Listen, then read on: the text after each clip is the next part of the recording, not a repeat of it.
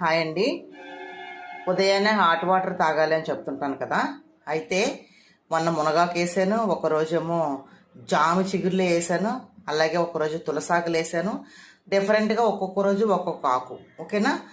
మరిగించి బాగా ఎసరులాగా తిరిగిన తర్వాత మనం వేసుకొని తాగాను కదా, చూశారు కదా, షార్ట్స్లో పెట్టాను చూడండి. అయితే ఈరోజు నీళ్ళు మరిగించుకోకుండా కొంచెం గోరువెచ్చగా అంటారు కదా, గోరువెచ్చగా చేసుకొని ఇదిగోండి, ఇది మామిడి జీడి పొడి అండి.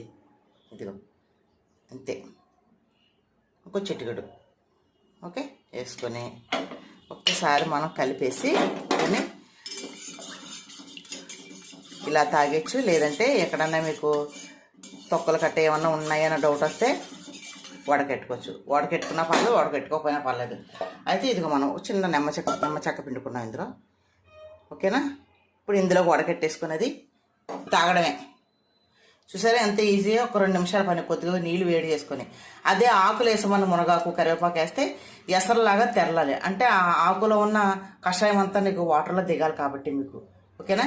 పౌడర్లు అనుకోండి, అల్లం పొడి, రేపు కూడా అల్లం పొడి చేపిస్తాను. ఇలా రెగ్యులర్గా ఏదో ఒకటి వేసుకుంటే మనకి నరాల బలహీనత ఉండదు, జుట్టు రాలడం ఉండదు, ఫ్రీగా లేవచ్చు, ఉదయాన్నే చక్కగా ఫ్రీగా తిరగచ్చు, ఉదయం అంతా ఒళ్ళంతా బరువు ఉండదు, తర్వాత తిమ్మురులు ఉండవు.